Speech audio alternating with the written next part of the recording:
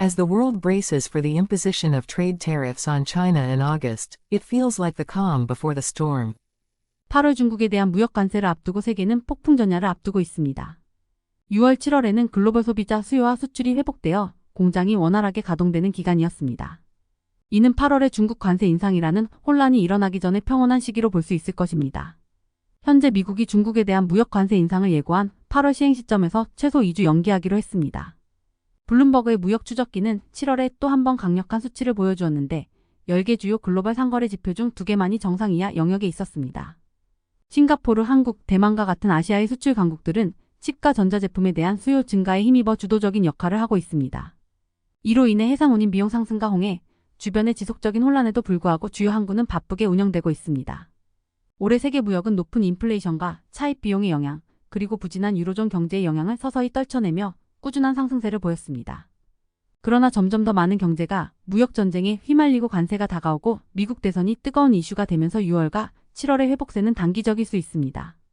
실제로 현재의 무역 반등 일부는 8월 1일부터 중국산 전기차, 배터리, 태양광 패널, 의료용품에 대한 미국의 관세가 인상되기 전에 상품을 수입하려는 광란에 의해 이미 추진되고 있습니다.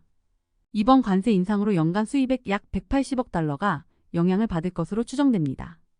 유럽연합 EU도 중국에서 수입되는 전기차에 대해 잠정 관세를 부과했으며 베이징은 EU의 농산물, 항공기, 대형 엔진 자동차에 보복할 수 있다고 경고했습니다.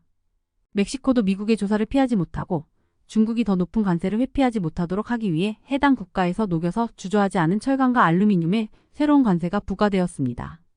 글로벌 상거래에 대한 역풍은 더욱 거세질 가능성이 높습니다.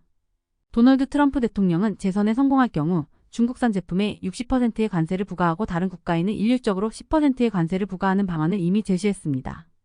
점점 복잡해지는 관세와 위협으로 인해 테슬라와 볼보와 같은 자동차 제조업체들은 생산 계획을 재고해야 했습니다. 블룸버그 이코노믹스는 트럼프 대통령의 첫 임기 동안 미국과 중국의 경제적 유대 관계가 크게 약화되었습니다.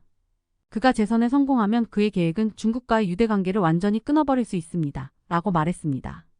중국 수입품에 대한 60%의 관세만으로도 5,750억 달러 규모의 무역 파이프라인이 사실상 무용지물이 될 것입니다. 라고 언급했습니다.